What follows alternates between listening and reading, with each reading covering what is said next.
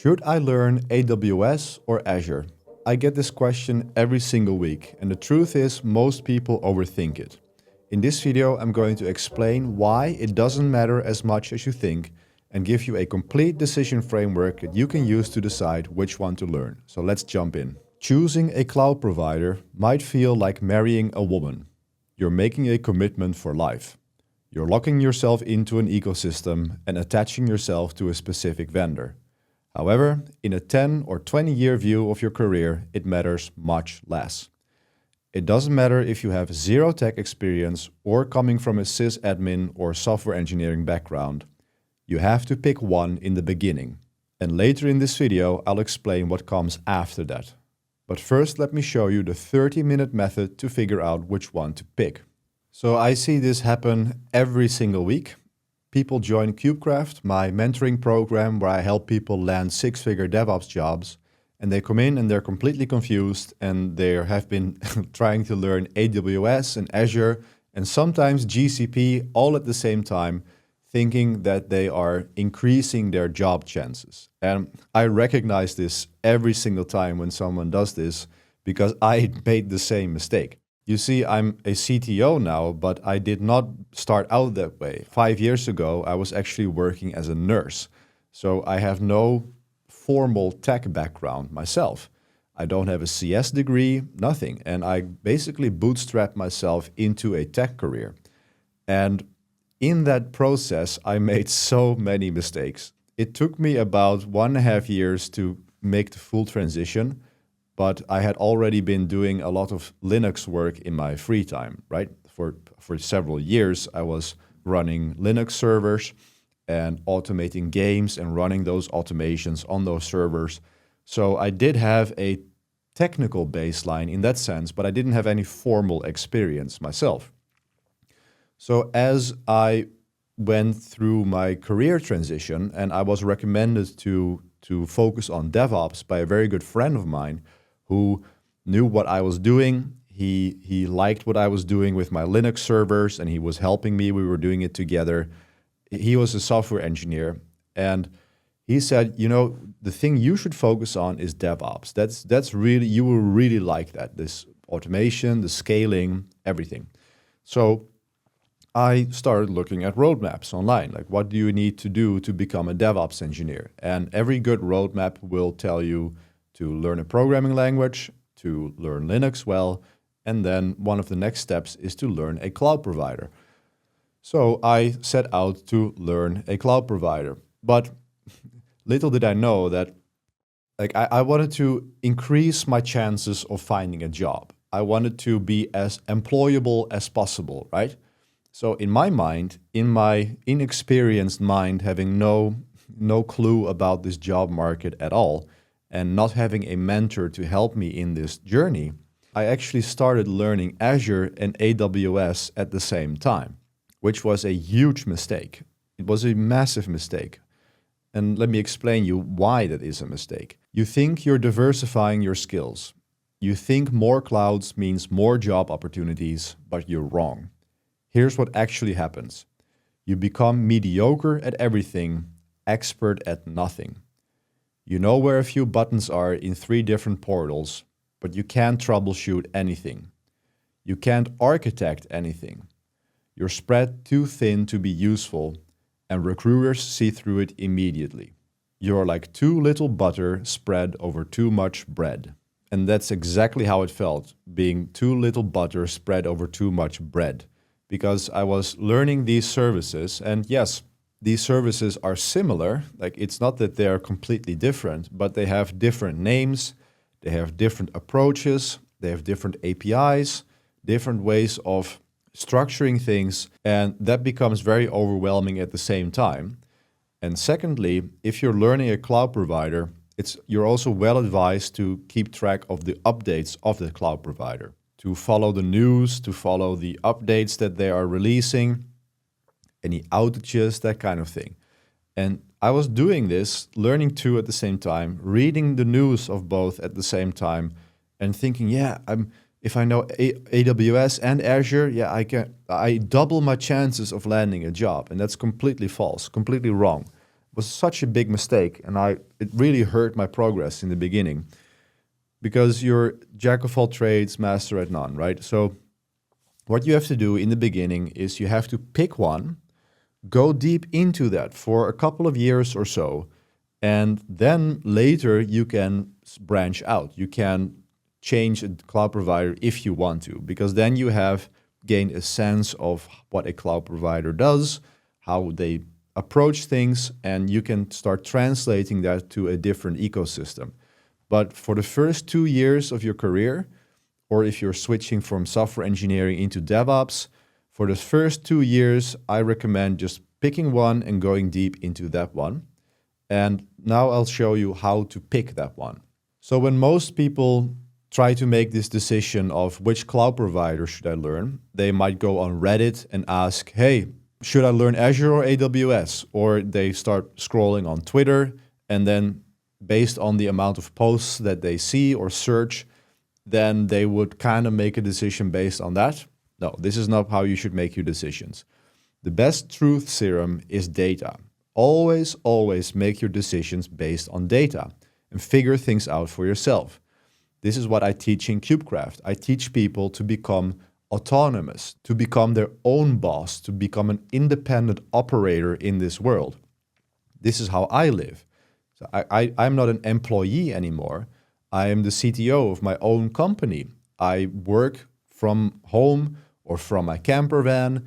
I can work where I want, when I want, with the people I want, on the projects I want. And this is the ultimate goal in life for me, to have this sort of feeling of agency, to make good money while also being in charge of your own schedule and your own environment. For me, that was the goal that I set out when I was working as a nurse, and I have achieved that.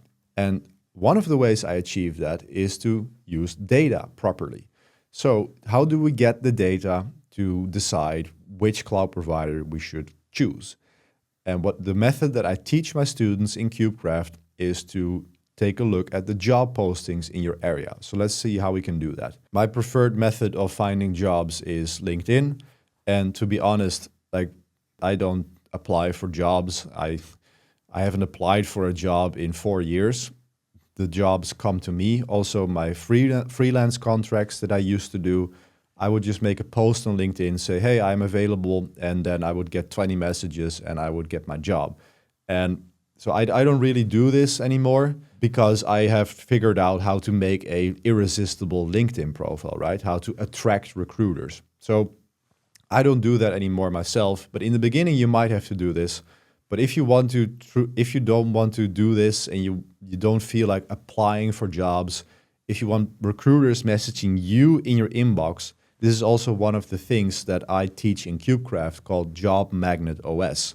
All of this is located in KubeCraft, so if you decide to join, then you would enter the classroom. Here you can find a complete over 50 hours of courses to go from 0 to 6-figure remote DevOps engineer. So one of the systems here I teach is called Job Magnet OS, where I will teach you how to create an irresistible LinkedIn profile and a strategy to rank your profile much higher than other people, so that you will get recruiters in your inbox every single day.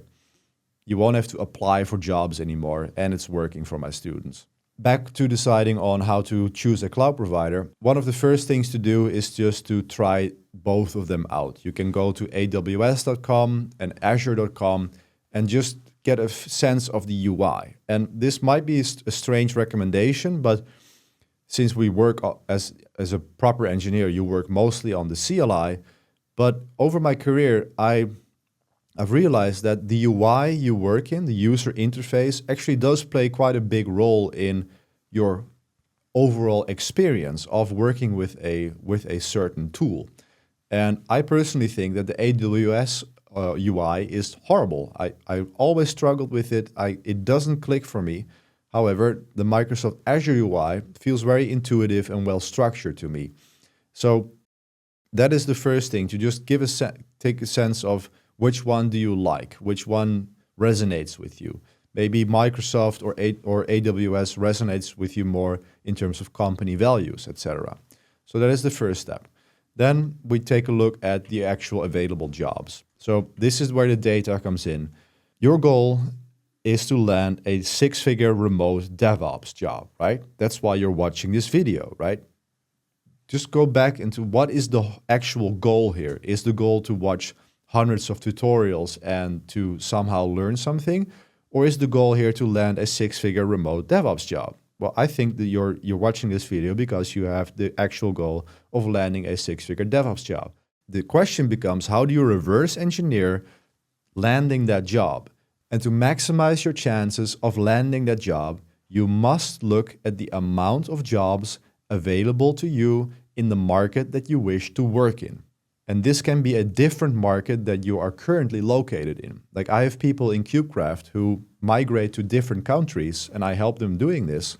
And then the question does not become what is available here, it has to be over there.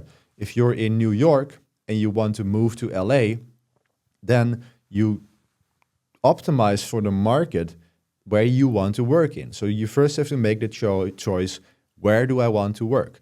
And then you are going to reverse engineer that. So in terms of the Netherlands, like the Netherlands has insane amounts of jobs available for my work area in DevOps. So but this is how I would approach it for myself. So I don't live in Breda, but this is a bit more south from where I'm located. And I picked this one because it's a bit of a smaller city. And if I pick Amsterdam or Utrecht, I will get like several thousand jobs available. So this one is a bit smaller. And simply what you do is you just search for AWS in the area that you want to work in. And then you look at the available results. So in this case, AWS has 826 results. But if I search for Azure, it has 328 results. So there are more than double amount of AWS jobs available in Breda than Azure. So logically, the best thing to optimize for if I want to work in Breda would be to choose AWS. It's that simple. Like it's not rocket science. You just have to decide where you want to work, look at the amount of jobs available, and base your decision on that. Now, like when you search like this, you have to be a little bit more careful than just one search and that. So here you see there's a lot of European Union remote jobs. So let's see if I would do hybrid, that would then already make things a little bit more narrowed down. So now we have 13 results in Azure. And if I then go for AWS, I get 10 results. So yeah, in this particular example, maybe it's not a good example. Maybe we try Utrecht this time. So AWS for hybrid jobs is 265 and Azure has 280. Again, like I'm saying, the Netherlands isn't a really good example because there's just so many jobs available for us here in the Netherlands in this area. But there are examples where there's like 10 jobs in Azure and 500 jobs in AWS. I've gone through this with students, and then the difference is very clear. And you have to figure it out for yourself, right? And one thing to note here is that, yes, this shows you Azure and AWS jobs, and I'm scrolling through this. These job titles all look very relevant, but you have to also be aware that there are a lot of management jobs, or more of these administration kind of jobs that might have Azure in the job description, but that don't actually require you to build Azure platforms, right? So you have to sort of be a bit more nuanced in your determination, but I think you get the idea. You search for the available jobs in the market you want to work in, and then you base your decision on that. So in the beginning of your career, you pick one cloud using the method I've shown you, and then you optimize for that. You go deep into that one. You completely focus on that one, and you don't look at anything else. You work with that for a couple of years, and then you're golden. But for the long-term strategy, here's what matters more. Most DevOps and Kubernetes jobs will list a cloud provider as a requirement. However, cloud engineering is a commodity at this stage. They've made it so easy for us that it's not challenging anymore. This is not a surprise because we want AWS and Azure to make our lives easier. That's what we pay them for. But it has consequences for us engineers. Learning managed cloud services only keeps your knowledge superficial and thus easier to replace by AI. My prediction is that cloud engineering will become so abstracted, templated, and AI-assisted that in 5 years there is no cloud engineering specialty anymore. There will be cloud architects, but those are the guys that have been doing it for 8+ years, and companies only need a couple of them. If your only skill is typing out Terraform configs or peering virtual networks in the cloud, you'll be without a job in 5 years. If you want to stay relevant, you have to focus on tools, not the vendors. So this is a lesson that I learned from my own career. So I went super deep into Microsoft Azure, and I kind of attached my personal brand, my whole career to Azure, and therefore I also became a Microsoft MVP. But the thing is, I have reached a point in my career where I have a certain level of technical expertise that I don't have to worry about finding a job anymore, like ever. Like I have the base Linux skills, the Kubernetes skills, and I don't need that Azure layer for me to be employable any longer. I don't have to worry about that anymore. I can still do it, but I don't have to be so hyper-focused on Azure anymore. And to be completely honest with you, I almost regret attaching my brand so much to Microsoft. Because where I'm at in my current stage of my career and in my life, I place much more value on running open source software, focusing on open source. And as I went through my own home lab and on-prem journey, I personally resonate much more with running on-prem hardware and running on-prem Kubernetes, specifically with Talos Linux. That is basically where I truly feel that my interest lies and what I enjoy doing the most. So I've done Azure for 5 years. I know it inside out. I can easily set up entire company environments with infrastructure as code. It's not a challenge to me anymore. So I resonate much more with the open source and on-prem culture now. So I kind of regret attaching my brand to this so much. And yes, I'm a Microsoft MVP, and that opens up a lot of doors, but I don't really want to associate myself with that anymore. I am much more interested in Linux, autonomy, and open source software. And I'm really glad that I kept doing that in my free time. Like I kept daily driving Arch Linux, I kept running, self-hosting my own applications. So I kept developing that skill as I was working with Microsoft Azure. So that is very important. And this is where the next piece comes in. You have to learn one provider in the beginning to become employable. However, at some point, you don't need that vendor to be employable anymore. What matters more is the underlying skills that you build up. So in these skills, these are Linux and Kubernetes. Those two skills will make the cloud provider that you choose irrelevant in the future. Because again, as I said in the intro of this section, these cloud providers, everything is becoming commoditized. It's becoming so easy to run Kubernetes in the cloud that it's not really work anymore. You spin it up with Terraform and it auto updates. You get support when something goes wrong, which rarely happens. It is really good and you don't really need to do much work there anymore. However, when stuff does go wrong with your operators that you deploy on the cluster, with your configuration of the applications, or with a network issue in Cilium not syncing, like Microsoft is not going to help you with that. And this is where the true craftsmanship comes in. You need to have a deep level of Linux debugging to know whether a file system is being mounted properly or not. Or like I had a discussion with my latest freelance contract where we were talking about a CSI driver. And the person I was working with, he claimed that the CSI driver was throttling the performance of the storage in the cluster. But a CSI driver is just responsible for mounting a volume into a container, right? So the issue was not there, but I had to work very hard to convince him that, no, it's not the driver, it's something else. And eventually we figured it out. It was a formatting issue, or it was a partition type issue that led to lower IOPS performance. And this is the kind of stuff that is going to make you employable in the future, to have go one layer deeper. So Kubernetes is just a layer on top of Linux, right? And if you learn one layer deeper, in this case Linux, then you actually understand what's going on when a pod won't start, or when a pod is unable to schedule on a certain node.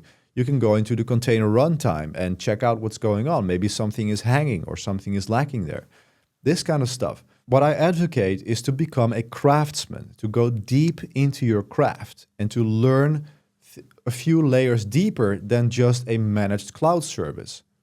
Because those are going to be commoditized and AI agentivized, the word I just invented, but you get the idea, right? Because it's an API, because it's a system, AI is going to in the future, it's going to be able to orchestrate that much better than it is now. And that's something that you have to be very careful about.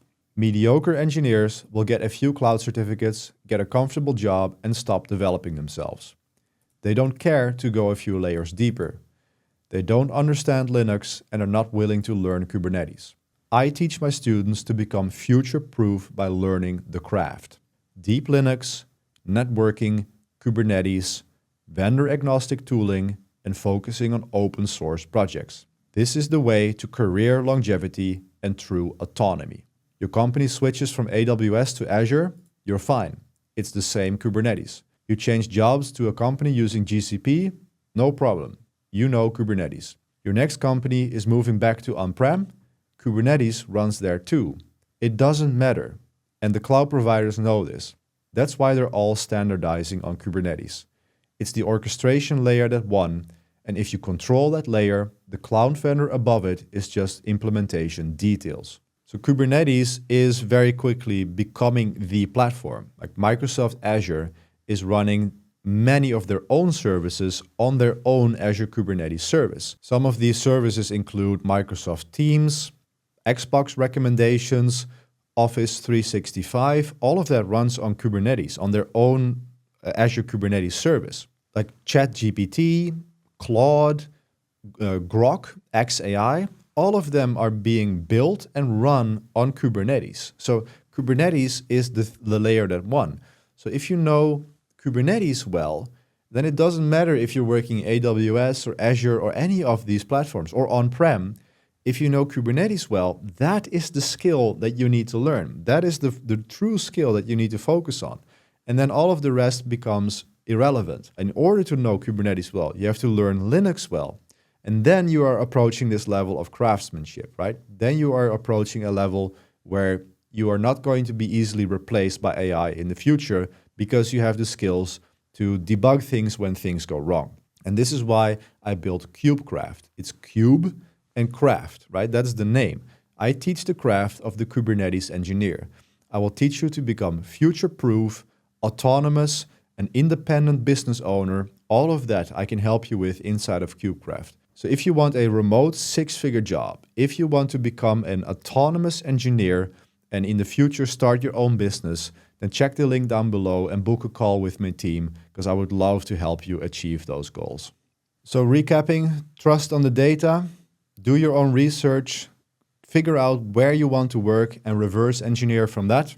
Let me know in the comments below if this video helped you, and I'll see you in the next one.